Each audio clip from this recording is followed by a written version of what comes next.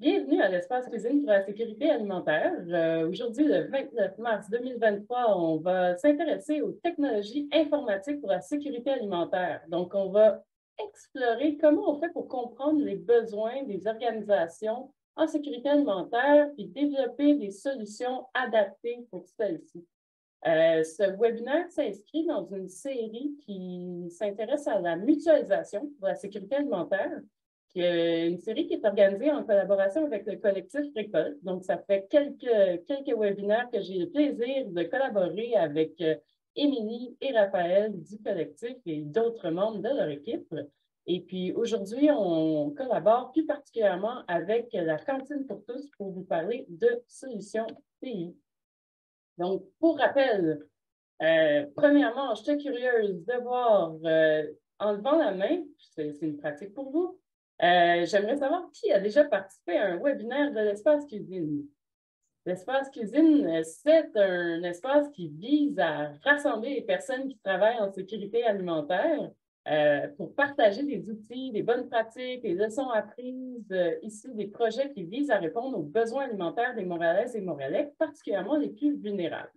Je vois qu'il y a quelques mains levées, c'est très bien. Je suis certaine qu'il y en a plus encore, des gens qui ont participé déjà à des webinaires de l'Espace Cuisine. Soyez pas gênés, vous pouvez rebaisser votre main, c'était juste un test.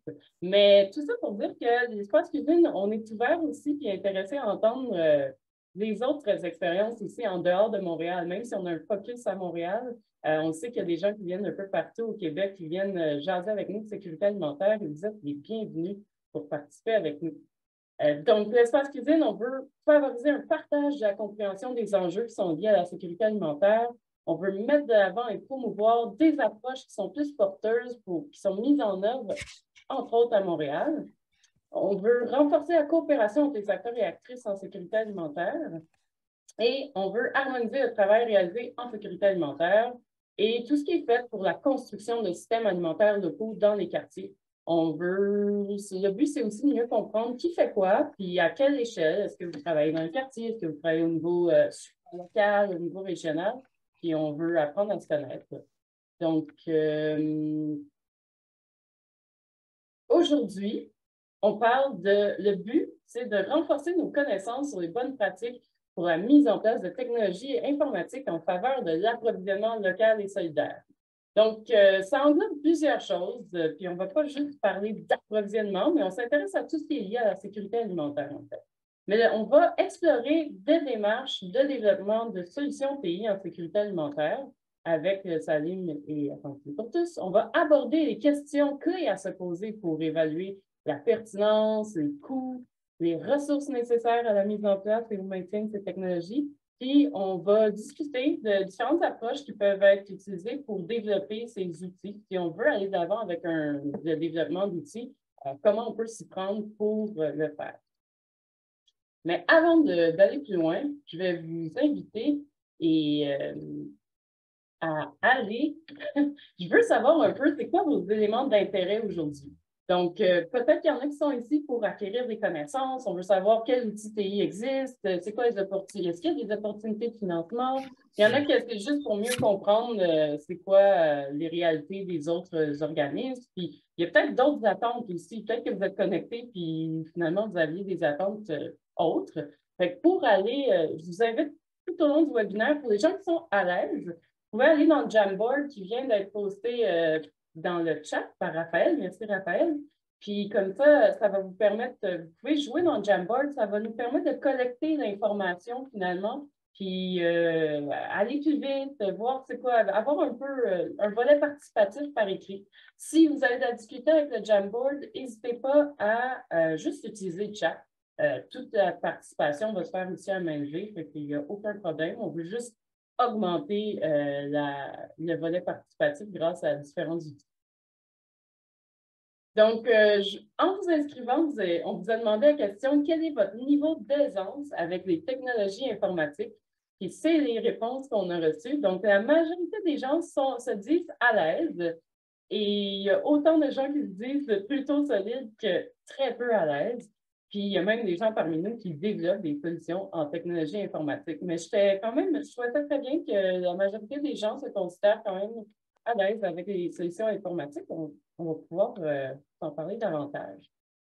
Sans plus tarder, je vous présente donc les deux personnes qui vont nous présenter dans la première partie de ce webinaire. On a Liam Brown, qui est chargé de solutions informatiques pour le collectif Récolte, et puis Florian Maisonnave, qui est responsable des projets numériques pour la cantine pour tous.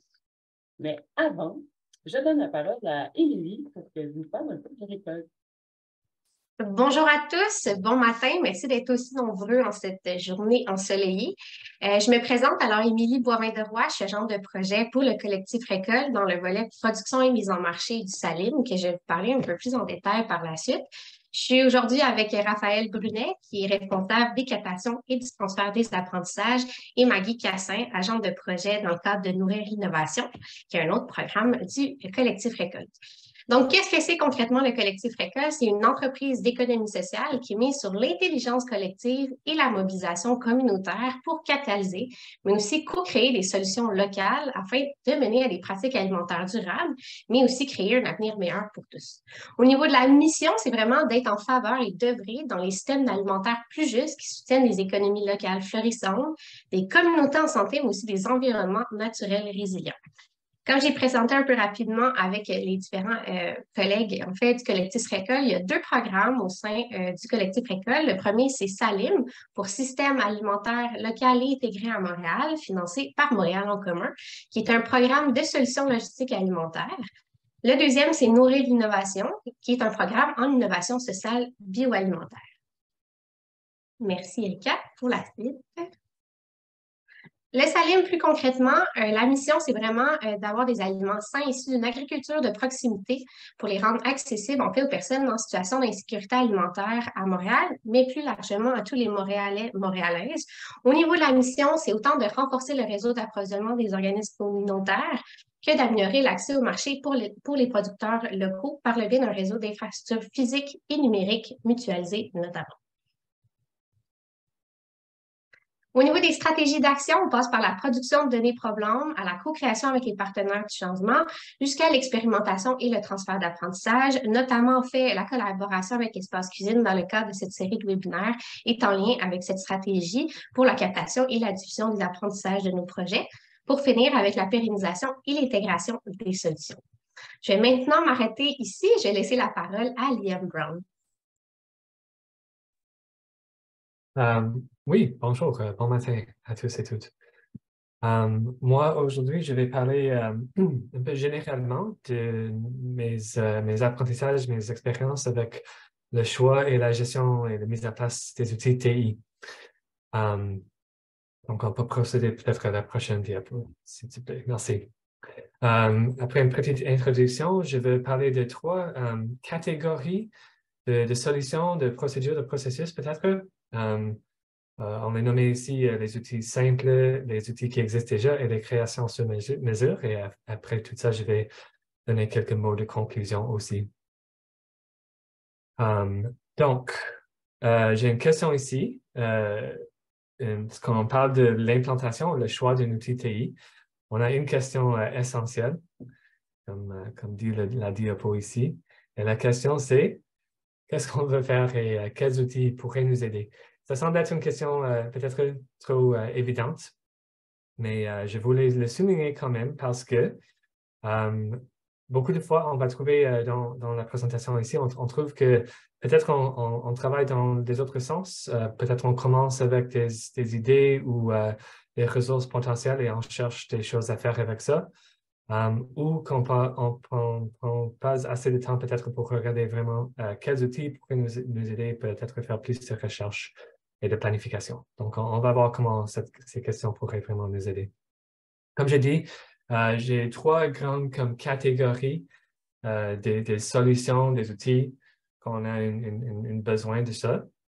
Je vais commencer ici par ce que j'ai nommé les outils simples. C'est une catégorie assez large. Ça peut inclure quand même des choses assez simples comme des spreadsheets, des outils assez basiques, des communications même sur une plateforme comme Slack peut-être des fois. Même ça pourrait comprendre des solutions, des pratiques qui n'ont aucun lien avec des ordinateurs, donc même des morceaux de papier peut-être. Donc simple comme assez low-tech. Il y a plusieurs avantages. Oui, désolé si on peut... merci. Donc, ce genre de choses, ce genre d'outils, c'est assez simple à implanter pour la plupart. Ça prend moins de temps à conceptualiser, à planifier des choses. Si on parle des spreadsheets, si on parle de quelque chose, une procédure simple, en général, c'est moins cher. Je vais parler plus tard du Google Workspace, des Google Sheets, même Excel des fois. On peut trouver des outils comme ça, pour la plupart même gratuits pour les OBNL, ou au moins cher que des autres solutions. C'est généralement des solutions flexibles.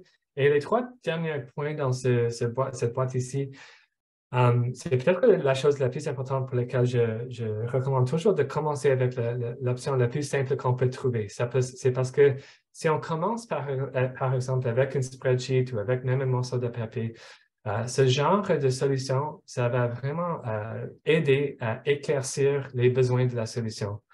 Donc, je pense que probablement tout le monde sur l'appel ici, on a vécu l'expérience d'avoir une spreadsheet et même d'avoir un moment où ce spreadsheet est devenu beaucoup trop compliqué pour le contexte, c'est trop long ou il y a trop d'infos là-dedans. C'est vraiment ce moment-là qui est très important parce que ça te montre exactement tes besoins. Ça te montre les limites de l'outil que tu as choisi. Et ça te montre aussi le montant, le niveau de temps que votre organisme ou entreprise ou quoi, que vous êtes prête à mettre sur cet outil pour la gestion, pour l'amélioration peut-être. Donc, je vais donner un exemple de ça dans un moment. Il y a bien sûr quelques inconvénients pour ce genre d'outil.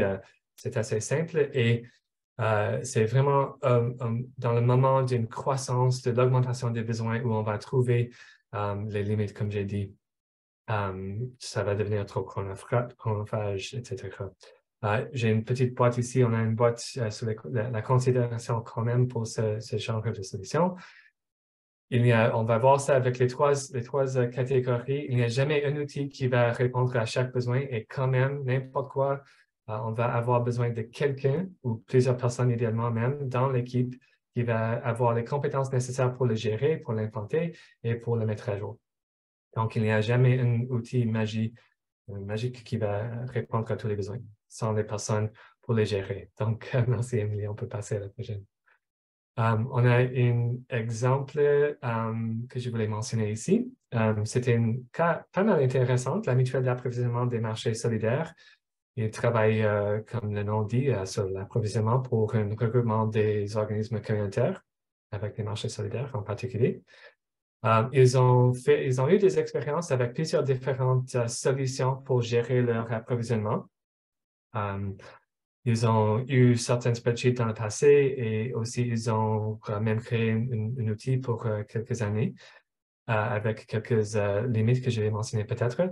Là, ils ont retourné en fait à utiliser une spreadsheet. C'est vraiment ça que vous pouvez voir ici. On a une liste de produits, on a des prix et les membres acheteurs peuvent entrer dans ce document, ce fichier et juste mettre la quantité dont ils ont besoin. Là, ils ont trouvé qu'il y avait bien sûr des autres solutions à utiliser, mais pour ce contexte, il y avait vraiment une bonne connexion avec l'équipe, la capacité de l'équipe pour gérer quelque chose de plus complexe que ça. Il y avait un assez bon nombre d'usagers, d'utilisateurs, utilisatrices pour ce document. Donc, ils ont pu gérer les changements à chaque semaine pour les commandes.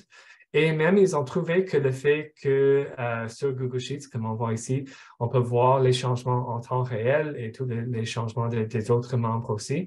Ils ont trouvé que même ça, c'était un aspect un peu intéressant pour cet outil. Donc, c'est pas toujours le cas que les choses les plus complexes sont toujours nécessairement les bonnes options. Donc, ça, c'est juste un petit bref exemple. La deuxième option, c'est une autre catégorie assez générale des outils qui existent déjà. Donc là, on parle des logiciels qu'on peut acheter, des licences pour les logiciels en ligne, des choses comme ça. C'est assez vague, bien sûr. Il y a une grande variété dans les différents avantages qu'on peut voir avec ça et avec les prix, bien sûr. Je voulais juste mentionner quand même que on a besoin toujours, dans quelques, encore une fois, les considérations ici, on a besoin toujours, encore une fois, d'avoir une équipe qui est prête à implanter cet outil et l'utiliser et de même devenir un peu championne de cette solution. Même si c'est quelque chose qui a été complètement développé à l'externe, ça prend du temps quand même. Encore une fois, j'imagine qu'on est aussi à l'aise avec ça. Ça peut devenir plus cher quand on parle des inconvénients. On a moins de contrôle sur les prix et sur les fonctionnalités. Et moi, dans mes expériences en tant que travailleur autonome avec plusieurs organismes communautaires et aussi chez Collectif Récolte, ce qu'on trouve souvent, c'est que les outils tiers sont généralement conçus pour des grandes entreprises ou peut-être pour des individuels et pas toujours pour le milieu communautaire avec avec des équipes un peu plus petites et des budgets restreints aussi. Donc, ça, c'est une grande contrainte pour ce genre de solution. Si on passe à la prochaine diapo, j'ai un exemple assez concret ici. Quand j'ai travaillé avec le dépôt, que si j'ai du temps, je vais retourner à ça peut-être, sur la livraison des paniers d'urgence alimentaire. On a utilisé cet outil, oui, vous pouvez voir ça dans le chat, ça s'appelle Routific. C'est un logiciel en ligne qui a été développé en Canada ou en Colombie-Britannique spécifiquement. C'est vraiment incroyable, c'est aussi un peu cher, ça coûte plus d'argent pour chaque personne, chaque camion qu'on va utiliser. Mais là, c'est un outil d'optimisation de route. Si on parle d'une route simple qui va être répliquée plusieurs fois chaque semaine, quelque chose comme ça, c'est peut-être un peu comme overkill, si on dit ça en anglais. Mais dès qu'on a plusieurs différents points de livraison avec en particulier plusieurs différents camions et qu'on veut vraiment répartir tout ça et avoir plusieurs routes vraiment optimisées de toutes ces listes de choses, Routific, il y a des autres exemples comme ça, mais nous, on a utilisé Routific et je connais que quelques autres utilisateurs aussi. Ça a vraiment bien répondu à ce besoin dans ce moment. Encore une fois, à un moment donné, on a trouvé que de faire ça sans cette solution, ce n'était pas assez. Et aussi, à un moment donné, nos besoins pour cet outil dépassaient un peu cette interface web. Donc, je vais retourner à ce sujet dans quelques minutes, si j'ai du temps. La troisième option, c'est le plus grand, le plus compliqué, c'est la création sur mesure. Donc, c'est là où on parle d'embaucher généralement une équipe de développeurs, j'oublie le mot pour ça dans le féminin. Mais là, on parle généralement de beaucoup de temps, beaucoup plus de planification avec cette équipe. Et les coûts, en général, on va parler de au moins quelques dizaines de mille de dollars et vers même des centaines de mille pour des choses un peu plus compliquées. C'est là où on a dépassé les deux autres étapes. On a eu notre spreadsheet pour peut-être des mois, même des années. À un moment donné, tout ça, c'est devenu trop compliqué, où on a utilisé un outil tiers déjà développé et on a trouvé que il y avait trop de petits bugs ou des choses qui ne marchaient pas particulièrement pour nos besoins. Comme j'ai dit, ça pourrait être pas mal cher. Encore une fois, c'est un autre exemple où c'est jamais une solution magique. On a vraiment besoin de quelqu'un dans l'équipe pour gérer ce genre de projet. Et je pense que c'est sur un autre diapo, mais ce qu'on a trouvé beaucoup de fois avec ce genre de processus, merci, c'est pas parfait. Des fois, ce qu'on a trouvé avec ce genre de procédure, de processus, c'est que l'équipe de développement était un peu trop loin des besoins des usagers, utilisateurs, utilisatrices finaux. Donc, si on donne beaucoup d'informations à cette équipe et cette équipe passe à faire des développements sans vraiment avoir beaucoup de travail avec l'organisme, on va avoir un outil qui était un peu trop cher, peut-être un peu trop de temps et qui ne répond pas assez directement aux besoins de ce contexte. Donc, c'est ça. Oui, on peut passer à la prochaine.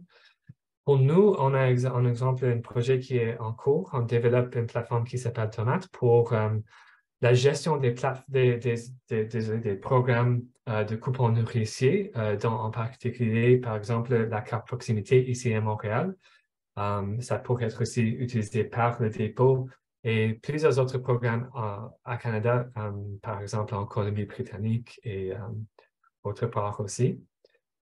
Là, on avait, avec moi en particulier, j'ai travaillé sur le programme de carte proximité, donc j'étais bien placé pour savoir, pour bien comprendre les besoins des personnes qui travaillaient vraiment sur ce programme.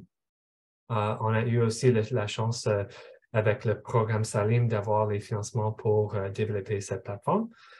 Et ça a pris jusqu'ici presque une année pour le développer et ça serait lancé ce printemps. Donc, encore une fois, ce qu'on a trouvé sur ce projet, c'était vraiment d'avoir un lien très, très étroit avec les utilisateurs, utilisatrices finales, pour s'assurer que, oui, beaucoup d'argent et du temps de développement, mais vraiment, c'était ce lien pour s'assurer que ça pourrait devenir un outil complètement développé pour ses besoins. Donc, même avec le temps et l'argent, c'était pas assez. C'était vraiment l'implication des programmes ciblés. Si on passe à la prochaine diapo, oui, j'ai mentionné ça déjà. C'est vraiment cette connexion entre le développement et les utilisateurs ciblés. Et oui, le troisième point, c'est assez important aussi. C'est quelque chose qui va devenir de plus en plus important avec la loi 25. C'est de prendre du temps en avance. Même ça pourrait s'appliquer à tous les trois différents genres d'outils. Mais de prendre du temps pour parler au sujet des droits des usagers et la propriété des données. C'est un aspect qui, comme j'ai dit, ça devient plus important avec le temps et on peut parler même des ressources disponibles pour ce genre de discussion. Mais finalement, j'ai un autre exemple à vous partager dans ma conclusion, c'est ça. Encore une fois, l'outil, ce n'est pas la solution. Ce qui est le plus important avec tout ça, c'est de penser plutôt sur les procédures et la démarche et le travail et les ressources de l'équipe en premier. Et après ça, de prendre le temps d'explorer les options pour les outils. C'était sur une autre diapo que j'ai oublié à mentionner. Mais une étape très importante dans tout ça, c'est de parler avec les autres personnes qui ont utilisé ou implanté d'autres outils que tu penses à utiliser toi-même. Donc, si c'est quelque chose qui existe déjà, c'est d'essayer vraiment de trouver des autres organismes similaires, assez similaires à la vôtre, si possible, qui ont déjà expérimenté avec ça. Explorer les avantages et les inconvénients de cette solution. Et de s'assurer aussi, comme j'ai dit, d'avoir les connaissances et les expertises nécessaires sur ton équipe explicitement. Donc, dans la prochaine processus d'embauche que tu commences, je vous suggère vraiment de penser à ça et de mettre ça comme exigence dans le poste, si possible. L'exemple ici, je manque un peu de temps, mais avec le dépôt, avec cet exemple que j'ai mentionné avec Routific, on a commencé avec le spreadsheet, on a trouvé avec cette expérience nos besoins et la limite de cette solution. On a utilisé un outil tiers, Routific, et finalement, on a développé une solution custom. Mais avec le temps, je pense que je vais arrêter là. Et j'ai hâte à entendre aussi les réponses de Flo. Oh oui, désolé. Il y a cette diapo aussi très brièvement, une petite graphique ici qui montre en général, c'est pas toujours comme ça, mais en général, les trois solutions, ça peut répondre à de la complexité des besoins qui augmentent, mais aussi que ça va prendre bien sûr un petit peu plus de budget et du temps à chaque niveau. C'est ça, je crois, si je n'oublie pas quelque chose. Il reste encore un tableau. Oui, le tableau résumé, c'est ça. Ça permet de résumer toutes tes idées ici? Oui, c'est ça. Donc, les trois différentes options, les avantages et les inconvénients. Donc, merci beaucoup. Et j'aimerais passer ça à toi, Florian. Oui, merci, merci Yann. Je voulais juste dire rapidement, là, avant qu'on passe à Florian, je ne sais pas si je suis prête à prendre une question du public. Là, s'il y avait quelqu'un qui avait une question très, très chaude au-dessus de la tête, directement liée à ce que Yann vient de présenter, peut-être par rapport aux outils ou quelque chose, une question de clarification, si vous voulez lever la main. Oui, on a Jimmy Salin qui s'est levé la main en premier. On va prendre votre question. Oui, bonjour. Je m'excuse, je peux pas mettre ma caméra, j'ai des problèmes de connexion. Mais juste, merci pour cette bonne présentation et bravo pour ce qui est développé en tout cas, c'est très inspirant. J'aurais juste besoin de précision par rapport au projet Tomate. J'aurais juste aimé savoir en fait, j'ai pas bien compris le système. Je pense de ce que j'ai compris, c'est une carte qui permet d'avoir une manière d'acheter en fait. Ça permet d'aller acheter et d'investir dans des commerces locaux. Mais est-ce que vous pouvez juste préciser un peu ce concept-là et ce type de cette création-là? Oui, bien sûr. Mais en fait, le programme Carte Proximité, c'est un programme développé par le Carrefour Solidaire Centre communautaire d'alimentation ici à Montréal depuis 2020. Donc, c'est un très beau programme. Ce n'est pas lié directement à notre projet, ou ce n'est pas notre projet, je peux dire. Mais il y a un lien dans le chat aussi pour apprendre un peu plus sur ce projet. Donc, ce sont des cartes comme rechargeables numériques avec de l'argent qui pourrait être dépensé à plusieurs marchés solidaires, épiceries solidaires et d'autres locaux à Montréal qui vendent en particulier des produits locaux. Donc, c'est un très, très beau projet. Pour nous, la plateforme Tomate, c'était développé pour des programmes comme la carte proximité. Mais il y a aussi d'autres, comme j'ai dit, je peux mettre quelques liens dans le chat aussi qui sont intéressants. Des autres programmes qui sont un peu comme des coupons alimentaires, coupons nourriciers ou des programmes similaires. Et notre plateforme, Tomate, c'est pour gérer ce genre de programme. Donc, ça te permet de gérer les montants sur les cartes, d'avoir des montants récurrents, de gérer les personnes qui ont ces cartes et de générer des rapports et de prendre des transactions. Ce n'est pas en ligne déjà, mais ça serait dans les prochains mois. Et notre vision pour cette plateforme, c'est que des organismes communautaires qui veulent répliquer ce genre de système de distribution, par exemple, comme expérimenté par le dépôt, en fait, pourrait peut-être utiliser cette plateforme pour avoir des programmes de distribution, même juste pas carte proximité nécessairement, même s'ils participent à ce programme aussi, mais des programmes de distribution basés sur des montants récurrents disponibles à leurs participantes. Ça, c'est un peu plus dans le futur quand même. Pour cette première année, nous avons 4-5 différents programmes usagers ciblés. J'espère que c'était assez clair. Oui, merci. Liam, on pourra y revenir dans un prochain webinaire vraiment plus en détail par rapport à la carte proximité. Il y a des questions aussi qui sont apparues dans le chat. C'est parfait, on va les prendre en note puis on va y revenir après la présentation de Florian. Florian, la parole est à toi. Bonjour tout le monde. Donc je suis Florian Maisonnable, je travaille à la cantine pour tous et donc je vais vous présenter comment la coopération avec nos membres, nos utilisateurs de notre plateforme a permis en fait d'être un moteur pour le développement de l'outil. Donc est-ce qu'on peut passer à la slide suivante s'il te plaît? Donc rapidement, qu'est-ce que la cantine pour tous, même si je reconnais certains noms d'organismes dans le chat. La cantine pour tous, c'est un rassemblement de traiteurs sociaux qui luttent pour la sécurité alimentaire au Québec, notamment auprès donc des écoles et des populations aînées. Et donc, en fait, on avait une problématique, c'était comment on pouvait lutter contre l'insécurité alimentaire. Et une des réponses, après de nombreuses années d'études, de recherche, etc., ça a été de développer une plateforme de commande. Une plateforme de commande pour que les parents puissent commander des repas qui seront livrés dans les écoles. Et depuis plus récemment, une plateforme de repas pour se faire livrer des repas congelés à domicile. Donc là, c'est plus pour la population aînée ou même nous ou vous. Donc voilà.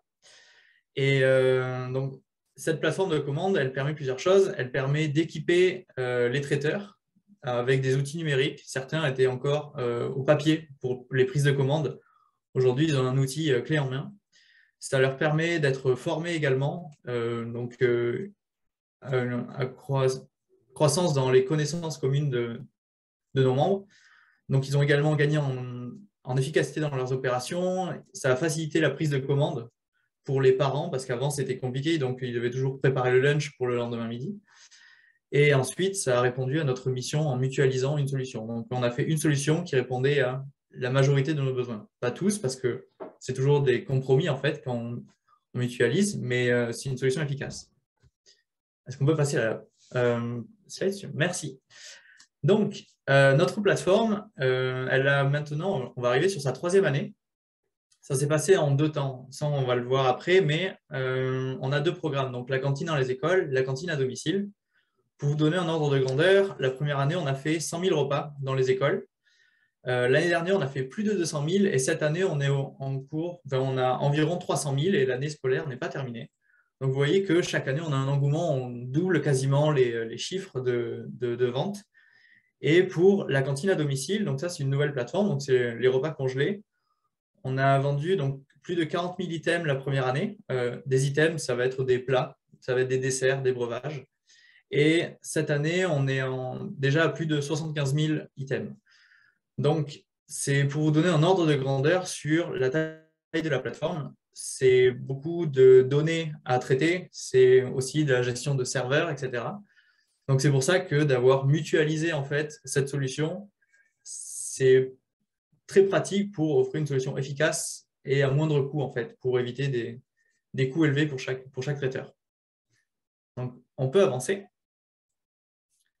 Comment ça se passe dans notre développement? Donc, pour répondre justement à la question de Dominique Blondin, dans les questions, c'était comment on est passé par une firme ou avoir des références. Pour le coup, Liam en a parlé, mais nous, là, on est clairement dans l'étape de développement d'outils sur mesure. Donc d'abord, on a rassemblé nos besoins et contraintes pour définir vraiment notre cadre et quel type de plateforme on voulait développer. Il y a eu une veille qui a été faite. Bon, là, bien évidemment, le fichier Excel ne marchait pas du tout pour répondre à nos besoins. Les outils existants, on a regardé les solutions faciles, c'est de passer par un WordPress avec des extensions pour avoir un site e-commerce. Mais en fait, vu l'ampleur de notre besoin, c'est-à-dire livrer des repas dans toutes les écoles primaires du Québec, le WordPress aurait vite saturé. Donc, en fait, on est parti directement sur la solution de développer un outil maison. Et donc là, pour le coup, pour répondre à la question, soit on internalisait une équipe de développeurs, soit on passait par une agence. Et donc, nous, pour le coup, on n'a pas encore une équipe de développeurs en interne. Donc, je suis le pôle numérique. Mais après, on travaille avec une agence. En l'occurrence, c'est LG2, pour le coup, pour la référence. Après, on peut en référencer d'autres aussi. Il y a Sigmund à Québec. Enfin, voilà. Donc, il y en a plein. Et là aussi, ça va être tout un sujet en fonction de quelle taille d'agence ou d'organisme on veut, en fonction de nos besoins, de notre écoute, de notre budget, etc. Mais ça, je pense qu'on va en parler après. Et comment ça se passe, le développement d'une plateforme comme ça? D'autant plus qu'on voit que chaque année, on grandit. Donc, comment on s'équipe?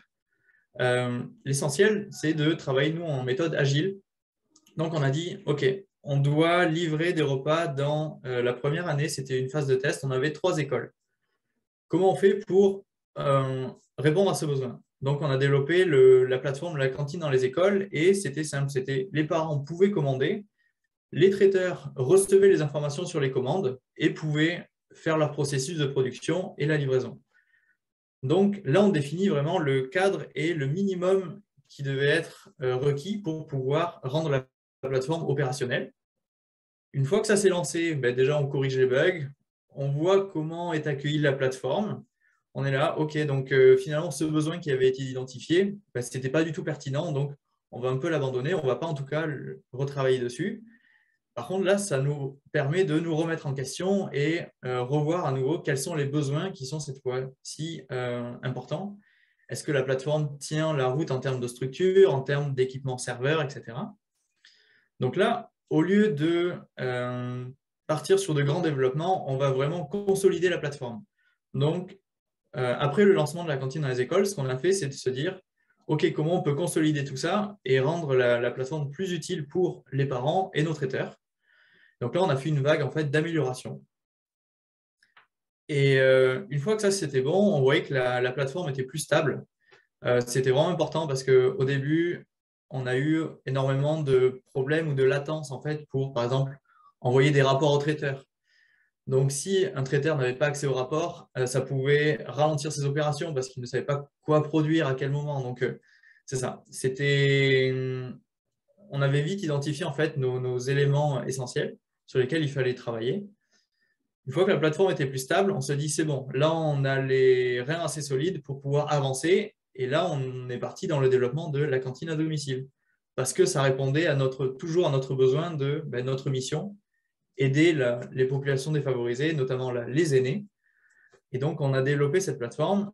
Là aussi, ça prend du temps parce que comme on travaille avec une agence, il faut toujours prévoir des temps longs, c'est-à-dire le jour où je demande hey, est-ce qu'on peut lancer une plateforme qui permet de livrer des repas congelés en plus de la cantine à domicile, la cantine à les écoles, pardon, c'est des mois de travail parce que ça va être des discussions pour savoir OK, donc la plateforme, elle travaille en ce moment toujours dans ce cadre-là avec telle contrainte. Comment on fait pour qu'on puisse apporter des améliorations sans que ça casse ce qui fonctionne actuellement et que ça améliore la plateforme actuelle. Donc voilà, c'est toujours travailler dans cette vision de cadre avec les contraintes. Et une fois que la plateforme, la cantine à domicile est lancée, là aussi, on va refaire une phase d'itération pour toujours se remettre en question et dire OK, cette fois-ci, la cantine à domicile et la cantine à les écoles sont lancées, elles fonctionnent, seulement là, on doit à nouveau faire des optimisations parce qu'il y a des nouveaux bugs qui apparaissent, il y a des nouvelles latences, etc. Et de plus en plus de monde vient sur la plateforme parce que, comme on le voyait avant, on double nos ventes. Donc là aussi, il faut toujours repenser et jamais se dire bon, c'est terminé, la plateforme, on arrête son développement là. Donc là aussi, ça entraîne des coûts, mais pour le coup, on peut faire le lien vers la slide suivante. Pourquoi avoir mutualisé? Tout d'abord, pour répondre aux besoins qui sont communs et qui sont clairement identifiés par tous nos traiteurs. Donc, nous, on a un rassemblement de membres producteurs, de traiteurs, et donc on avait clairement ce besoin-là qui était identifié. Et encore une fois, la cantine pour tous, avant, c'était la table des écoliers, si je ne veux pas dire de bêtises, donc pour le nom exact. Donc, il y avait vraiment beaucoup de travail qui avait été fait là-dessus. Mutualiser, ça a aussi permis de réduire énormément les coûts par organisme, parce qu'en fait, développer une plateforme comme ça, c'est plusieurs centaines de milliers de dollars qu'un organisme, que ce soit un petit organisme ou un plus gros, ne peut pas forcément se permettre, en fait, ne peut pas se permettre d'engager. Donc nous, en fait, on a mutualisé ce coût-là. On a partagé les savoirs et les outils, également les besoins. Donc, on a identifié les meilleures pratiques qui étaient faites chez chacun de nos membres pour essayer d'identifier les facteurs clés succès à chaque fois. On a essayé de maximiser aussi notre impact parce que, comme on est en rassemblement, cette fois-ci, on peut parler d'une seule voix pour atteindre en fait tout le Québec avec nos différents traiteurs. On a également formé les équipes en interne et on offre également plus de choix pour nos clients. Parce qu'on a toujours en fait ces différentes populations à desservir. C'est nos membres qui sont un type de client et on a également les clients de la plateforme, que ce soit les parents ou les aînés. Donc voilà, on peut avancer. Par contre, pour réussir un tel projet, il faut savoir qu'il y a quand même des difficultés. C'est-à-dire qu'il faut prendre le temps de pouvoir bien comprendre en fait, les besoins de chaque membre. C'est vraiment ça, donc les différents éléments qu'il faut identifier clairement et se réserver du temps là-dessus. Chaque membre aura des besoins spécifiques, donc il faut clairement les identifier et à partir du moment où on va se dire on va avancer dans telle direction, être sûr que ça va convenir parce qu'après c'est difficile de revenir en arrière. Donc il faut vraiment faire participer les membres et en fait créer des comités de travail pour écouter chacun de nos profils. Il faut toujours, comme disait Liam, avoir un champion en fait au sein de chaque organisme, une personne qui va nous écouter et qui va pouvoir aussi parler évangéliser en fait notre solution au sein de l'organisme. Donc là, ça nous fait gagner aussi énormément de temps. C'est pour ça que c'est plus difficile quand il y a souvent des changements dans les équipes. et toujours être transparent dans sa communication, si c'est possible avec ce champion, comme ça c'est toujours plus simple. Être à l'écoute des besoins, ça je pense que j'ai assez répété, et toujours former les membres et faire des rappels, parce que les équipes changent. Nous, on propose une solution, mais en fait on sait que dans le quotidien, la cantine à domicile ou la cantine dans les écoles, ça ne va pas être 100% du temps des traiteurs. Donc, c'est important de prendre des moments, de faire des rappels, de reformer les gens, etc. Donc, toujours avoir différents formats. Ça peut être des webinaires, ça peut être des réunions en présentiel, ça peut être des guides aussi qui sont diffusés. Donc, voilà, ne pas hésiter à varier les formats pour toujours rappeler les bonnes pratiques. Donc, on peut avancer. Et une fois qu'on a développé l'outil sur mesure qui commence à être bien intégré par les équipes, ben là aussi, donc, on continue le développement de la plateforme dans tous les cas, ça c'est sûr. Et là, pour le coup, donc, ça c'est des coûts en fait, qu'on intègre, mais on va essayer aussi d'aller plus loin. Et c'est-à-dire que là, pour le moment, on fournit la plateforme aux traiteurs, mais il y avait toujours des besoins auxquels la plateforme ne répondait pas. Et on était là, OK, comment on peut faire? Un des cas les plus concrets, c'était notamment offrir un service d'information sur la pertinence de la plateforme, ou alors comprendre qui étaient les clients, comment se passent les transactions, etc.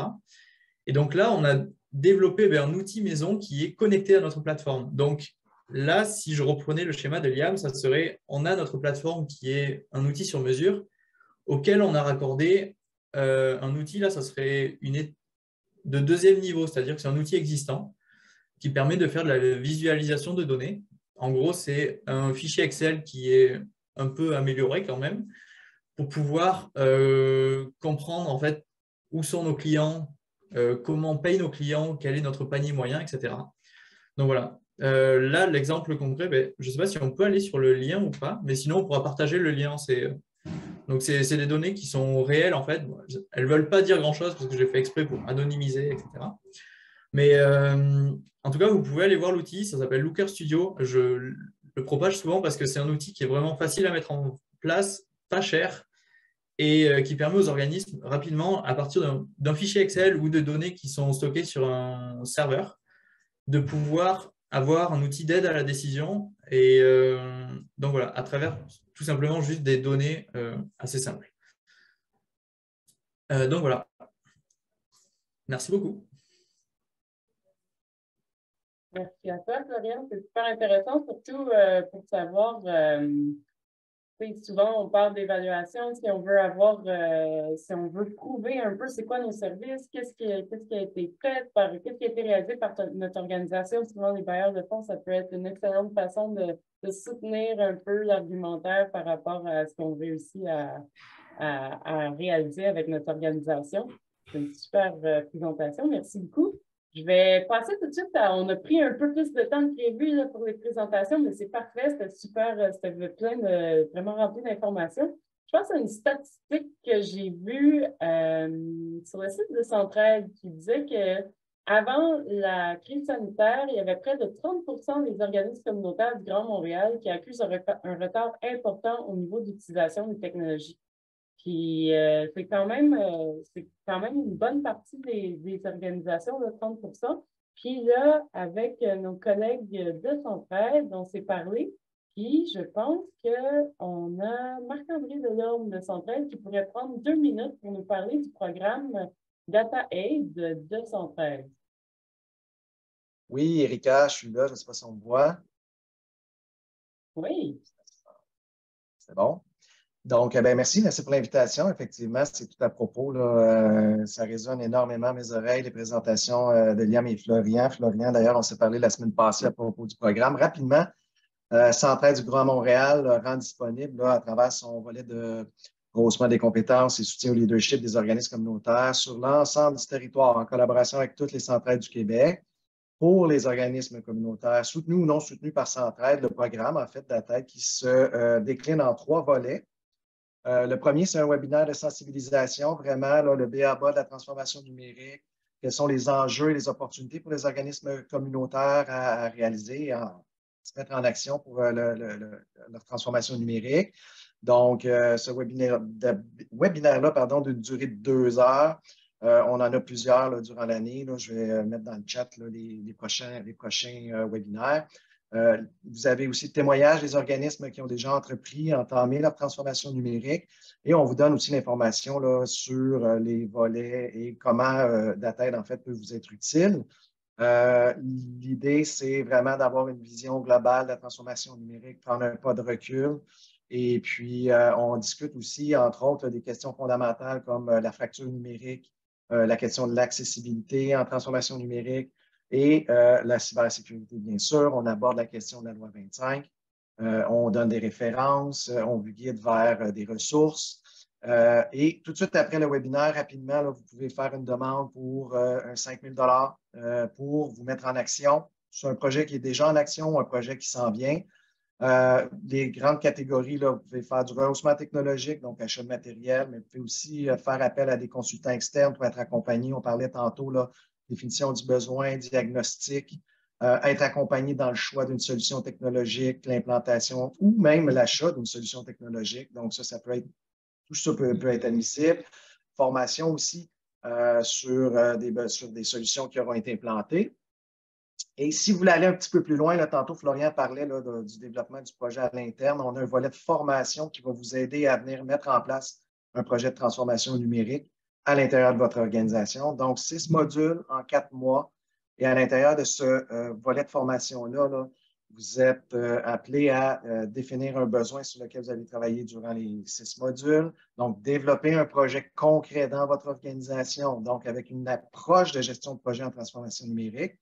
Et vous êtes admissible à la suite de ce volet de formation-là à une bourse de 15 000 $ pour le mettre en place. Donc, mettre en place le projet. Et puis, troisième volet, c'est un volet qui est un peu plus systémique. Donc, le volet de soutien au leadership. C'est un programme qui aura lieu à partir de l'automne prochain. Et là, c'est plutôt former des gens qui peuvent avoir une influence sur la transformation numérique à l'échelle d'un secteur, d'un milieu. On parlait tantôt de mutualisation, donc il peut y avoir des projets comme ceux-là. Bourse innovation, elle, est de 50 000 $. Et les 3 volets, en fait, bon, la porte d'entrée obligatoire, c'est le webinaire, bien sûr. Après ça, si on n'a pas de besoin de formation, on pourrait tout de suite aller vers le soutien au leadership si jamais c'est le besoin qui nous incombe. Je vais mettre dans le chat les prochaines dates. Je ne sais pas s'il y a des questions rapides, si on a le temps pour y répondre. Mais en fait, je dirais que la philosophie derrière le projet DataAide, c'est vraiment une transformation numérique selon en fait, pour répondre aux besoins et les missions des organisations, donc, et pas le contraire. Donc, on amène sur une série là, je dirais, là, pas de théorie, mais d'applications concrètes aussi là, de la transformation numérique. Dans le webinaire, on présente des cas concrets qui peuvent vous aider à cheminer. Donc, voilà. Fantastique. Merci beaucoup, Marc-André, pour la présentation rapide. Si on va, dans le fond, jusqu'à maintenant, on vous a présenté une foule d'informations, de ressources. Puis, on va tout vous envoyer le document de présentation, le Jamboard, les liens, toute l'information qu'on est en train de vous partager aujourd'hui. Ça va tout être, on vous recevoir un courriel avec toutes ces informations-là. On va tout de suite sauter dans le volet participatif. Donc, il y a eu plusieurs questions qui ont été énoncées pendant les webinaires, puis on va y revenir. On va notamment, je vais vous remettre le lien pour le Jamboard. Si vous voulez participer en levant la main ou dans le chat, vous êtes invité à le faire. Pardon, je vais arrêter donc ma présentation pour vraiment plus qu'on se jase. Donc, voilà. Je remets le Jamboard dans le chat et puis on y va avec certaines questions peut-être qui n'ont pas été répondues. Puis je vais passer la parole à Émilie. Émilie, est-ce que tu as pu collecter certaines questions pour Liam et Florian qui mériteraient une réponse? Oui, Liam, par contre, a été super rapide. Il a déjà répondu aux premières. Sinon, j'en ai une, c'est avez-vous des suggestions d'outils pour la gestion des dossiers et des informations personnelles des bénéficiaires?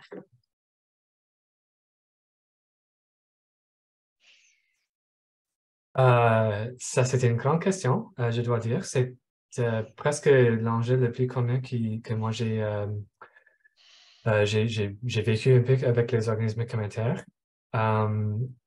J'ai plutôt quelques différentes options. J'hésite même à mentionner des cas spécifiques.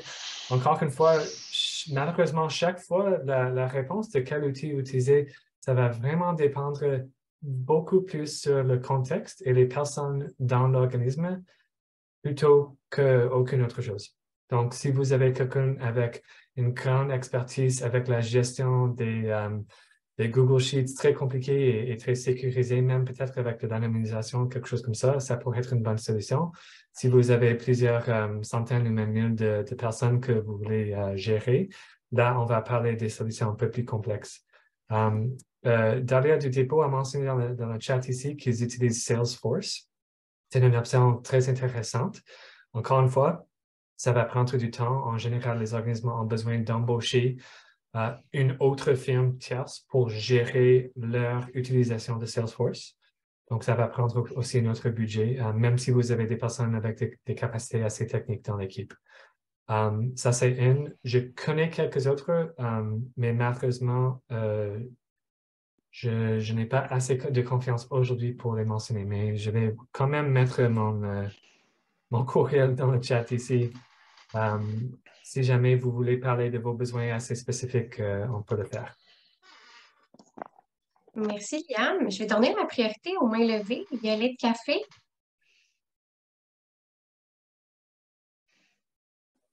Oui, bonjour. Vous m'entendez? Oui. D'accord. Moi, ma question, c'est pour savoir pour le plateforme, pour le programme Data Aid, est-ce qu'il y a une date limite?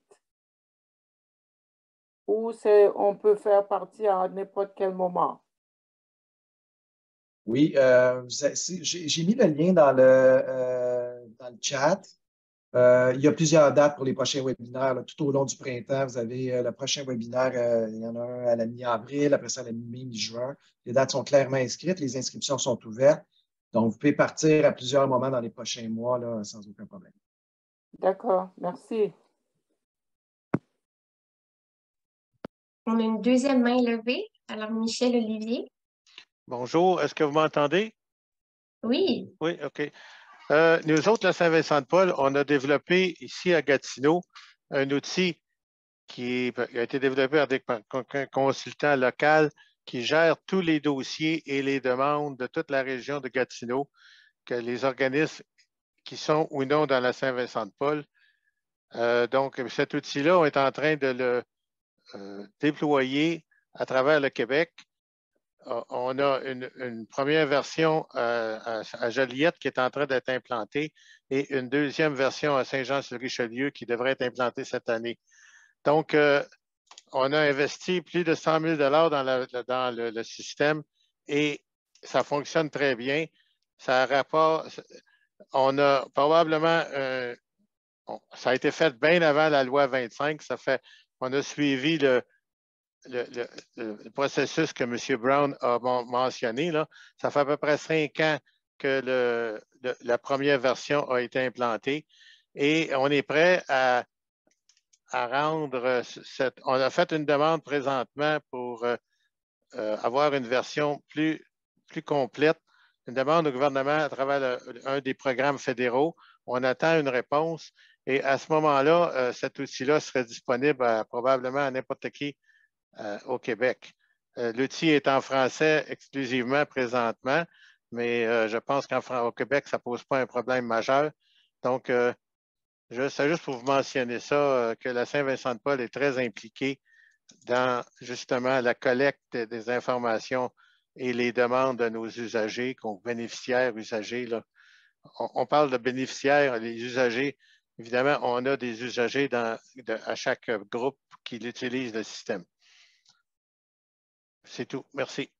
Merci beaucoup pour votre information, Michel. Donc, si je comprends bien, c'est un outil qui permet de colliger les informations des usagers des services des organismes communautaires, notamment ceux qui utiliseraient de l'aide alimentaire ou des services alimentaires. On parle surtout de bénéficiaires. L'usager, il faut s'entendre. Ce n'est pas l'usager de la plateforme. C'est des bénéficiaires. Des personnes qui ont besoin d'aide, ils appellent à un numéro ou plusieurs local et les numéros locaux, les personnes qui gèrent les téléphones entrent l'information dans le système. Ça ramasse les données qui sont importantes, à savoir qui on traite, etc. Et ça évite aussi les duplications parce que la personne qu'elle appelle de n'importe où à Gatineau, elle se ramasse toujours dans le système. Donc, si ça ne nous empêche pas de l'aider 2-3 fois, mais on va le savoir. Parce qu'on avait des cas problèmes là, qui faisaient 8 téléphones à 8 organismes, puis ils vendaient même le stock parce qu'il y en avait trop. Fait que je veux dire, on essaye d'éviter ce genre de problème-là. Ouais. Ben oui, c'est un problème qui est très commun. C'est super intéressant. On va certainement vous recontacter pour en connaître davantage par rapport à cette plateforme, puis comment on peut la rendre, si c'est disponible pour d'autres organismes, comme vous dites, ben on va en faire la promotion. On va voir qu'est-ce qu'on peut faire pour collaborer avec vous. Si vous pouvez nous aider à avoir notre subvention, ben ça serait une très bonne idée aussi. Parce qu'on parle d'un autre 200 000 à 300 000 pour la rendre à travers le Québec. Là. Parce qu'on parle. Moi, je suis informaticien de carrière. Pour passer d'un outil local à un outil qu'on va l'appeler provincial, là, ben, il faut changer de l'ordre de grandeur et ça prend beaucoup plus de contrôle, etc. Je suis convaincu que M. Brown est d'accord avec ce que je dis. Merci beaucoup, M. Olivier. On pourra se reparler. Merci. Émilie, veux-tu reprendre le flambeau? C'est certainement des choses que tu voulais mentionner ou sinon j'ai plein de questions dans ma tête puis je ne sais pas si tu veux en prioriser certains éléments. Oui, Maggie? Oui, il y avait on va passer par une question pour Florian. Quelles sont les exigences pour mettre le système dans un organisme? J'imagine instaurer le système TI dans l'organisme. Pour l'outil de visualisation de données, je pense ou, Oui, je crois que oui. Okay. Ben là, en l'occurrence, Google Looker Studio est intégré directement dans la suite de Google, c'est-à-dire que même avec un compte personnel, on peut l'utiliser. Donc, ça demande un peu de curiosité, mais pas forcément de connaissances techniques pour démarrer, parce qu'on peut juste connecter un fichier Excel comme source de données, si je reprends les termes. Après, si vous voulez aller plus loin, c'est-à-dire le connecter à des serveurs, etc., là, ça va être un peu d'expérience, mais vous pouvez vraiment le faire avec un compte. Donc, Google Pro, si vous avez le compte en tant qu'OBNL, ça peut être facile à avoir. Donc voilà, ça demande juste un compte Google. Sinon, il y a l'équivalent du côté de Microsoft avec Power BI, mais je ne l'ai pas encore utilisé, donc je ne pourrais pas trop en parler. Et c'est gratuit aussi côté Google pour ça. Mais ça demande quand même une bonne base là, de connaissances en TI pour commencer à intégrer ce genre de solution. Ça prend des gens qui sont à l'aise et même assez solides. Ben, si on veut juste connecter un fichier Excel et commencer à faire quelques graphiques, juste des connaissances à Excel, ça peut être assez suffisant. Et après, je pense que s'il faut, je pourrais faire un petit guide pour faire l'essentiel. Enfin, en moins d'1 heure, ça peut être fait vraiment facilement pour ça. Si le fichier Excel est propre de base, c'est ça. Oui.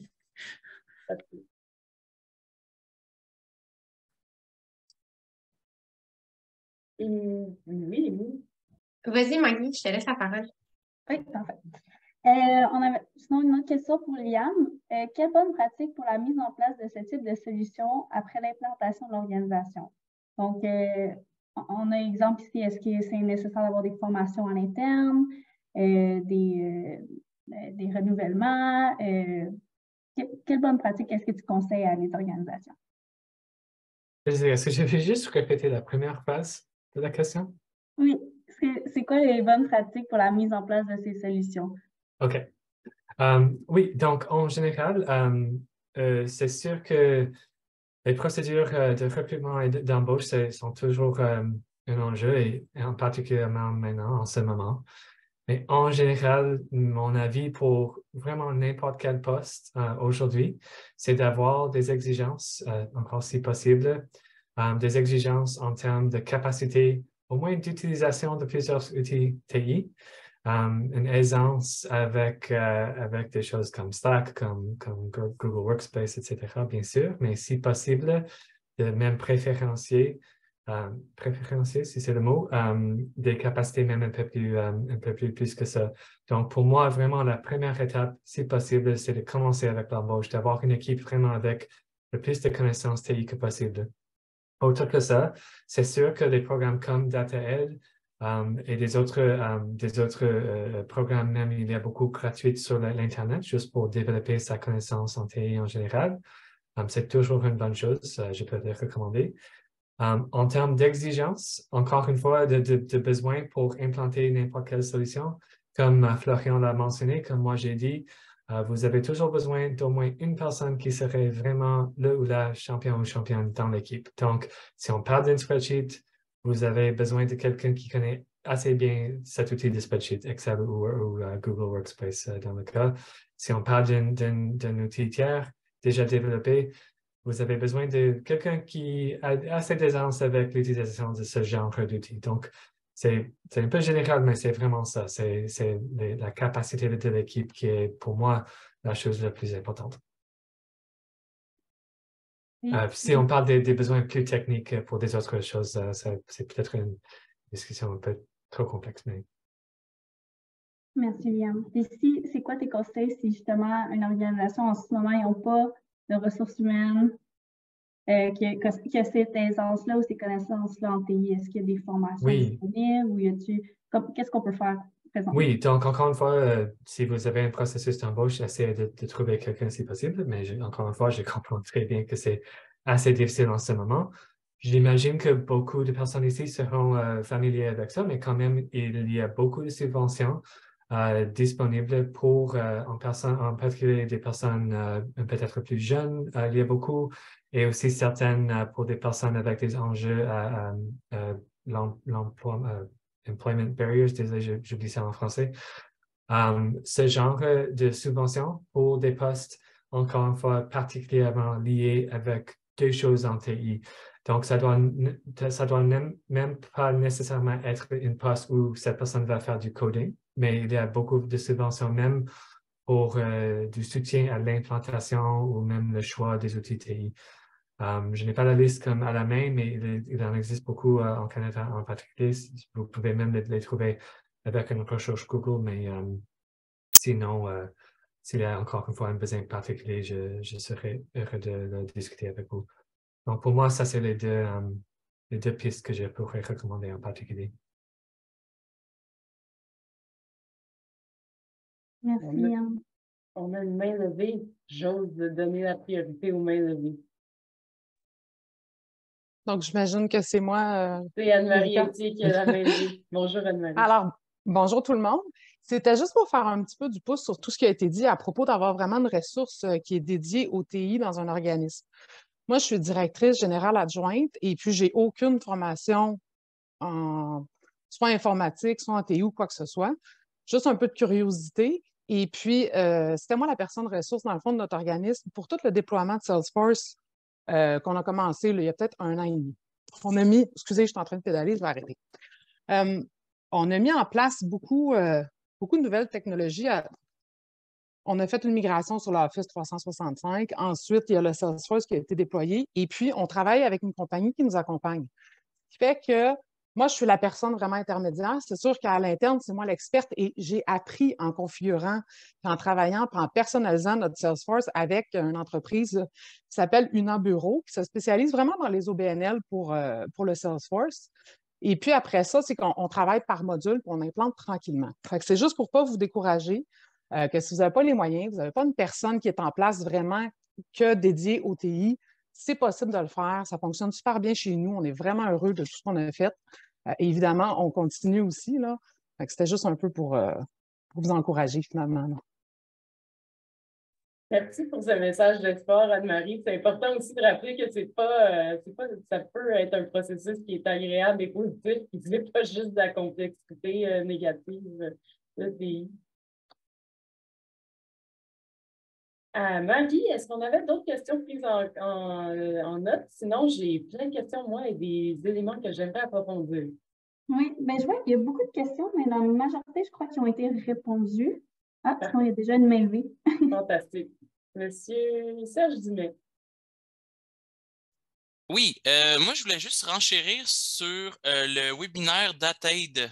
Aussi au Centre d'action bénévole de Bordeaux-Cartierville, on a suivi justement tout le webinaire. Puis honnêtement, pour ceux qui veulent une bonne base pour commencer puis qui ne savent pas trop où est-ce qu'ils s'en vont, là, c'est solide. La formation est vraiment bonne. C'est sur plusieurs modules. On a des exercices pratiques, on a des suivis, on a une communauté de pratique. Il y a vraiment plein de choses là, qui est bon de ce côté-là. Puis ça nous aide, ça part du début, là, du début pour nos projets de virage numérique jusqu'à la fin d'être capable potentiellement de se faire là, je ne veux pas trop spoiler qu'est-ce qui va se passer dedans, là, mais jusqu'à la fin de se faire un plan d'action concret pour arriver. Puis tout ça en étant suivi dans des potentiels ouverture puis opportunités de financement sur différents niveaux, comme Marc-André en a parlé tout à l'heure. Donc, je vous invite là, fortement à aller dans cette direction-là. Ça donne vraiment un bon point de départ, surtout pour se mélanger dans notre tête un peu quand on ne sait pas trop par où le prendre, là, parce que ça a l'air d'une grosse bébite à la base quand on s'en va, surtout quand on est moins... surtout quand on a moins d'experts dans notre organisme. On en parlait tantôt là, dans le chat. Ça peut être une bonne façon là, de se structurer puis de faire un peu le ménage là, dans toute cette jungle qui se présente devant nous. Quel bon porte-parole, c'est gentil. Merci beaucoup, Serge, pour cette prise de parole. C'est super important de nous renforcer dans notre confiance, d'aller vers les ressources qui existent et de ne pas hésiter. On a dans le Jamboard, on a plusieurs contextes d'utilisation des outils qui existent. Puis, j'étais curieuse de voir un peu, de rentrer un peu là-dedans au niveau peut-être des autres usages. Je vois, OK, je vais vous les nommer. Je vais partager mon écran peut-être, ou je vais essayer de partager mon écran pour vous montrer ça. Parce que, est-ce que vous voyez bien? Ça devrait. Est-ce que vous voyez, je ne vois pas les points levés. Mais je voulais juste y aller un peu rapidement, vous montrer pour les personnes qui ne sont pas sur le Jamboard, ben, on a différents contextes d'utilisation qui peuvent être utilisés pour les outils, pour les organismes en sécurité alimentaire. On a des commandes, approvisionnement, inventaire. Bon, il y a des gens qui utilisent Google Sheets, Excel, il y a Toucan qui a été nommé. Transport, on va pouvoir mettre l'outil à l'IAM, il y a peut-être moins de ressources qui ont été colligées. Concertation, communication, on a certaines organisations qui sont sur Slack, Teams, Zoom, Salesforce, Google Suite, Mailchimp pour la communication avec les participants. Donc là, on a essayé de colliger un peu les idées qui est utilisé dans les organisations, mais je suis curieuse de vous lancer avec tout ça. Puis on va, comme je disais, on va vous partager j'ai juste le mot anglais et c'est inacceptable, ce tableau que je vais dire, qui rassemble les idées, mais je voulais un peu vous orienter vers cette vision-là, puis explorer avec vous de façon participative. Il y avait d'autres outils qui pouvaient être qui n'ont pas été nommés ou qui ont été nommés, puis vous aimeriez avoir plus d'informations par rapport à ceux-ci.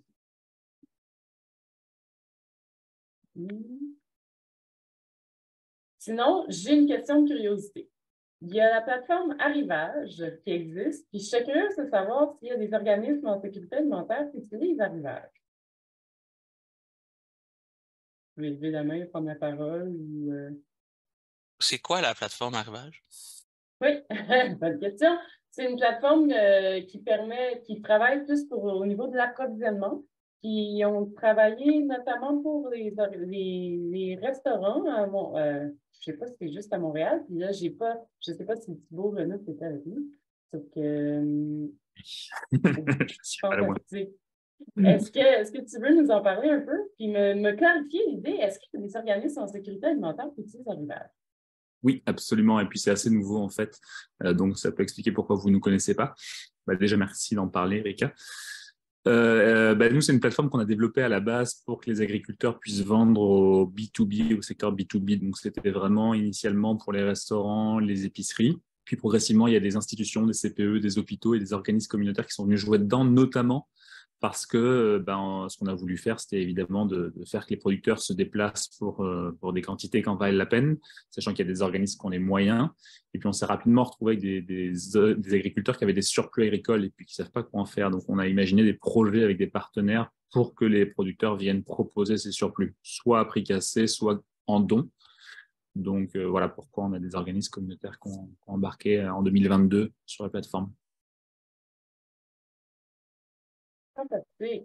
Donc, les organismes qui s'inscrivent peuvent avoir accès à des surplus de producteurs qui sont situés notamment dans la grande région de Montréal. Est-ce que c'est partout au Québec? C'est pour l'instant? C'est partout au Québec. Et alors attention, parce que les surplus, évidemment, c'est vraiment spécifique sur des saisons de surplus. Il y en a de temps en temps, mais une fois que les relations sont initiées aussi, ça passe souvent plus facilement. Mais il y a aussi et surtout, nous, ce qu'on veut proposer, c'est aux producteurs de pouvoir récupérer au moins les coûts fixes qu'il a eu pour la production, que ce soit la cueillette, que ce soit l'emballage, que ce soit le transport. Donc, l'idée, c'est de pouvoir offrir à prix modeste. Et puis, le producteur, et puis je vous passe la poutine interne, mais le producteur peut mettre des listes de prix spécifiquement pour les organismes communautaires. Donc, avec des prix avantageux, peut-être avec ses grades 2. Qui font que ça rend les produits accessibles. Et d'ailleurs, il y a des produits en ce moment, là, c'est quand même quelque part un peu la fin de saison hivernale, donc il y a des zones dans lesquelles il y a des produits en grosse quantité à bon prix. Alors, la plateforme... Oui, je pense que tu y arrivais, Thibaut. Est-ce que si les gens étaient curieux et voulaient aller sur la plateforme, est-ce qu'il faut s'inscrire? Comment ça fonctionne? Oui, c'est gratuit, 100% gratuit. Vous créez un compte en 2 minutes. On va vous demander à quelle catégorie d'acheteurs vous appartenez, donc probablement communautaire. Et puis derrière, en fonction de votre adresse, vous verrez les offres disponibles. C'est vraiment partout au Québec et évidemment, il y a des régions plus ou moins riches en termes de diversité. Et puis nous, de l'autre bord, en fait, on travaille vraiment avec les territoires, les MRC, les tables de conservation du lieu alimentaire, justement pour venir afficher beaucoup plus de choses. C'est de la vente directe. C'est vraiment, nous, on est un outil technologique pur. On n'est pas un intermédiaire. C'est vraiment le producteur qui se met en marché. Et le prix affiché, c'est toujours le prix producteur. Il n'y a pas de cote là-dessus. OK. Merci pour la clarification. Merci pour l'opportunité. Ça fait plaisir. Est-ce qu'on a des questions dans la salle que ce soit par rapport à l'arrivage ou d'autres éléments de numérique?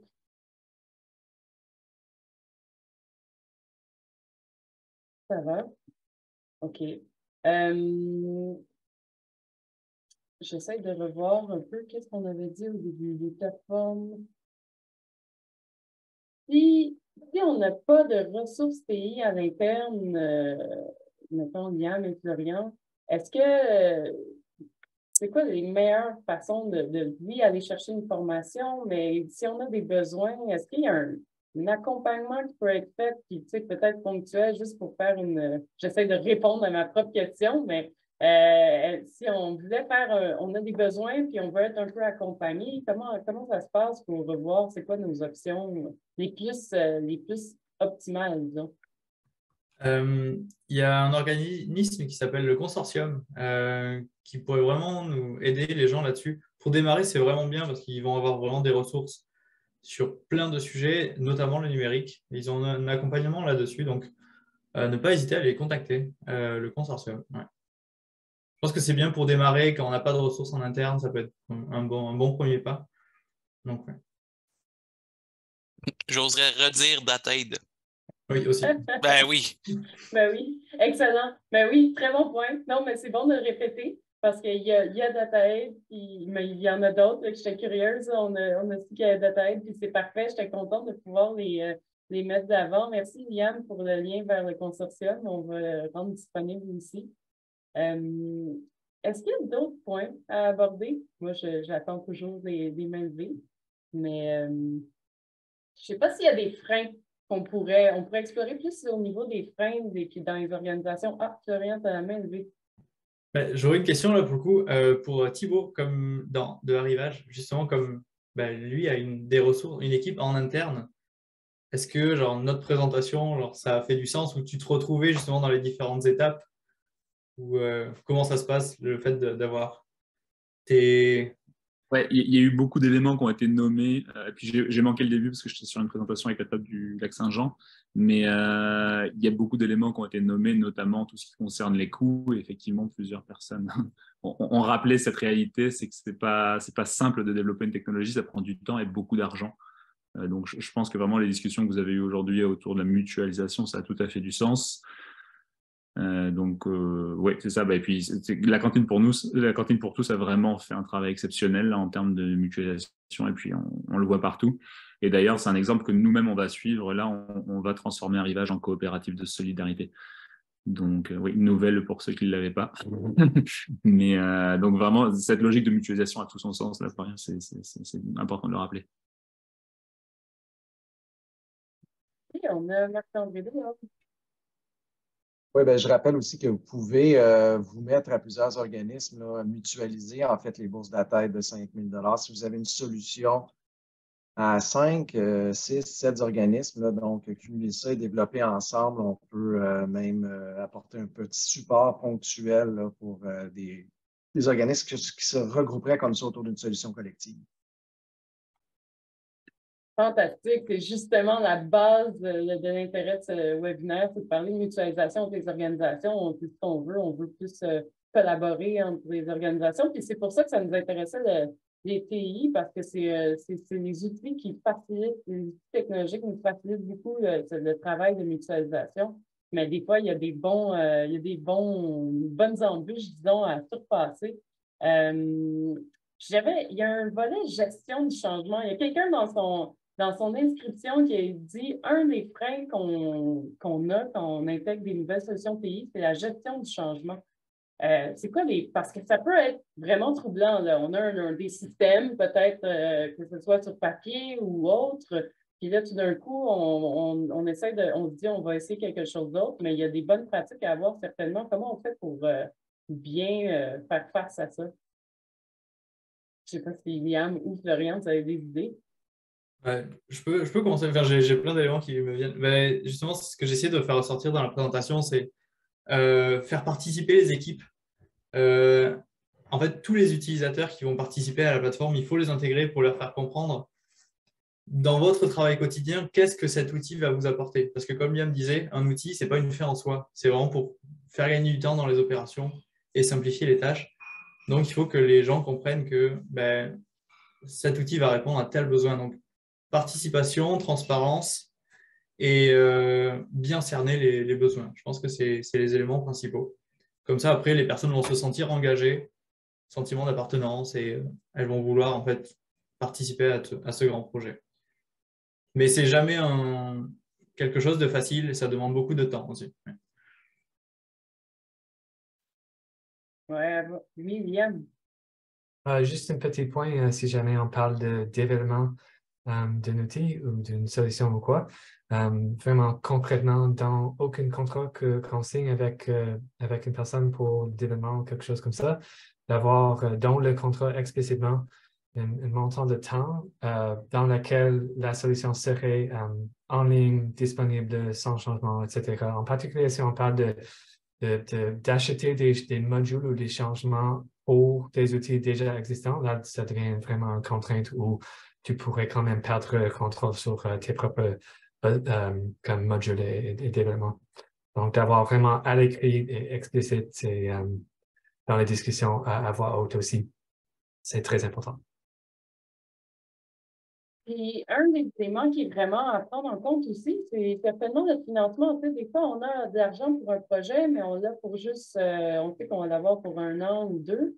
Donc, il y a quelqu'un qui a nommé dans son inscription la pérennité des solutions TI par rapport aux financements qui sont non renouvelables. Donc, ça peut être un risque pour l'organisation si on se lance dans une solution qui peut être coûteuse, puis finalement, au bout du compte, ça génère ça demande du soutien. Donc, il faut certainement prendre ça en compte. Je ne sais pas, après, c'est sûr qu'il y a des ressources, il y a plein de bailleurs de fonds qui peuvent être à l'écoute, mais quand même, ça peut être un grand problème pour les organisations, donc à prendre en compte. Je ne sais pas si vous avez des pistes par rapport à ça, mais c'est peut-être juste dans l'évaluation préalable à faire, oui, Florian. C'est là où, si on s'engage dans un projet sur mesure, il y aura toujours des coûts de maintenance et de développement à faire parce qu'il une plateforme, ça demande, il y a des bugs qui arrivent pour X ou Y raison. Donc, pour une solution sur mesure, toujours prévoir des coûts, même à la fin de nos financements, même si c'est associé à ça. Pour des solutions qui sont déjà existantes, c'est peut-être plus simple, comme souvent, ça va être le prix d'un abonnement, on peut le calculer à l'avance. Et si on est sur des solutions comme des fichiers Excel, des choses comme ça, même un peu boostés, ça peut être souvent gratuit, très peu cher, ou alors c'est un outil qui est développé pendant la période du financement et qui après va pouvoir exister sans coût supplémentaire. Par exemple, la subvention permettait d'embaucher une personne pour un mandat. L'outil est développé, la personne s'en va et après l'outil existe et continue d'exister. Et si on arrive à avoir notre financement pour améliorer l'outil, ça se fera, sinon ben, on attendra un peu. Donc c'est ça. Ça va vraiment dépendre des 3 étapes présentées par Liam aussi. Merci. Je ne sais pas si du côté des collègues... Ah oui, on avait regardé qui prend la main. Oui, en fait, ben, le financement, c'est une question que Centraide veut amener au cœur de la discussion avec d'autres bailleurs de fonds, bien sûr, sur le long terme. Donc, on sait que quand on initie, on commence une transformation numérique, mais il n'y a pas vraiment de fin. Donc, comment nous, bailleurs de fonds, on peut mieux financer, comment les besoins peuvent être mieux répondus par les technologues, mais comment nous, on peut mieux financer le financement ou mieux financer la transformation numérique à long terme. C'est aussi des réflexions qu'on a là, et qu'on veut amener sur la table, discuter, converser dans l'écosystème. Fantastique. Ben oui, ça fait quand même quelques années maintenant, on peut dire que les bailleurs de fonds collaborent de plus en plus aussi de leur côté pour avoir une approche plus collective à la réponse aux besoins collectifs. Donc, c'est fantastique. J'irai tranquillement vers la fin du webinaire, mais avant tout, il y a encore quelques minutes, mais je voulais vous poser la question, ce serait quoi votre outil TI idéal de rêve qui vous aiderait à répondre aux enjeux de votre organisation en sécurité alimentaire? Je ne sais pas s'il y a quelqu'un qui a des rêves dans un monde de licornes et de princesses. Qu'est-ce qu'il aimerait voir être disponible dans son organisation si ça ne coûtait pas des centaines de milliers de dollars? Quel genre d'outils vous aimeriez avoir qui vous aiderait demain matin à réaliser votre travail? J'avoue que la gestion des données des usagers, des bénéficiaires, qui a été mentionnée par notre collègue de Saint-Vincent-de-Paul, me semblait fort intéressante. Moi, c'est ce que j'avais en tête. Je vous partage mon rêve, puis s'il y a d'autres rêves là, qui vous viennent en tête, allez-y, mais moi, ce serait que chaque quartier, tous les organismes par quartier puissent se partager ce genre d'informations de façon sécuritaire.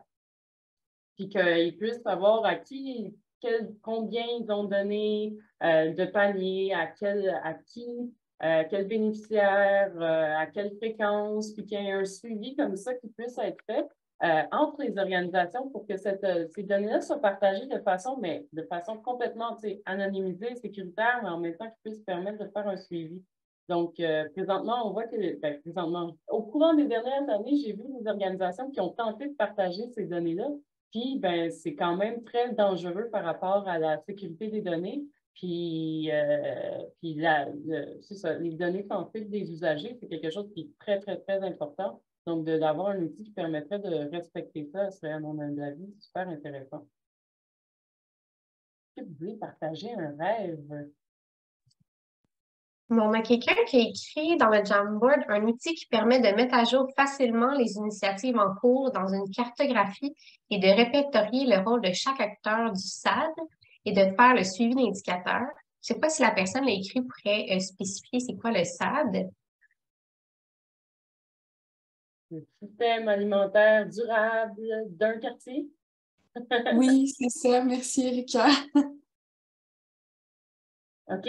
Donc, c'est notre collègue de la TIR du Centre du Québec c'est un point qui est super intéressant, puis que dans le fond, dans plusieurs quartiers, surtout les initiatives qui développent, on a des plans de développement de communautés nourricières, puis même au niveau des communautés, des comités en sécurité alimentaire qui sont guidés par les tables de quartier à Montréal.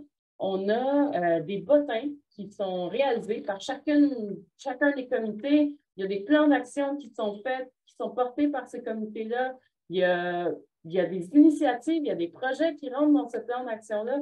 Puis effectivement, si on pouvait tout ramasser ça, puis mettre ça dans un seul outil, puis rendre les comités disponibles, leurs bottins, leur plan d'action, les projets qui nourrissent ces plans d'action-là, ça aussi, je pense que ça serait possiblement, moi, personnellement, professionnellement, mon rêve numéro 1 pour Montréal, parce que ça serait fantastique pour le développement des systèmes alimentaires locaux dans les quartiers, puis surtout la mutualisation, comprendre qui fait quoi, puis tenter de voir, ah, OK, le quartier à côté de chez nous, ils ont tel élément prioritaire, il y a tel projet qui est complètement complémentaire à ce qu'on fait, puis on pourrait même collaborer avec eux.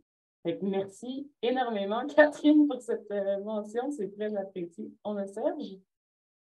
Oui, sur les bottins des ressources, souvent, c'est souvent les initiatives des tables de quartier, des trucs comme ça. Mais ça, avec la crise qu'on a vécue, c'est juste terrible parce que c'est au niveau de l'actualisation, tout ça. Il y a des organismes qui ont été créés pendant la crise puis qui ont disparu après. Il y a des organismes qui existaient avant, n'existent plus aujourd'hui, n'existaient pas aujourd'hui. Puis en tout cas, peu importe. Donc, c'est dur de faire le suivi de ce côté-là. Les tables de quartier, sinon, la ville. Souvent, les arrondissements peuvent participer à ça. Ou sinon, souvent, ça gravite aussi au niveau des services de santé, comme les CLSC qui font beaucoup des bottins. Là. Souvent, ça l'englobe aussi les services alimentaires, justement parce que tout le monde en finit par en avoir besoin de près ou de loin. Ça, c'est mon premier truc. Le deuxième truc, s'il y a des popotes roulantes à l'écoute, nous, au Centre d'action bénévole, on a une popote roulante. On vient juste de déménager dans un gros centre communautaire. On a bientôt une cuisine communautaire, une grosse cuisine qu'on va gérer nous-mêmes ici. Donc, ça explose. Là. Tout change vraiment. On passe là, justement là, de faire notre propre nourriture pour pouvoir financer notre propre... pas financer, pour fournir la nourriture à notre propre popote roulante. Donc, on est tous dans le virage numérique. Puis justement, on est en train de développer là, potentiellement un programme, un projet là, pour pouvoir mettre tout ça en branle. Donc, on parle de gestion des dossiers bénéficiaires, prise de commande, gestion de cuisine, feuille de route, facturation. Donc, s'il y a ça touche beaucoup les popotes roulantes, c'est pour ça que le sujet de situation spécifique. Donc, s'il y a des gens ici, des organismes qui ont des popotes roulantes, ben, je peux peut-être laisser mon courriel dans le chat parce que justement, on tourne autour des logiciels libres.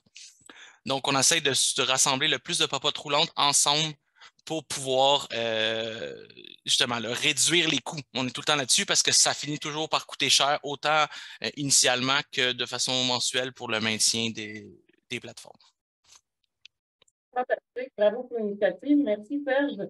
Puis je vous donne un scoop là, pour finir. Pas vraiment un scoop, mais l'espace cuisine, je le disais au début, ça sert à rassembler les gens puis à partager les données, faire en sorte qu'on soit capable de mieux comprendre qui fait quoi à Montréal.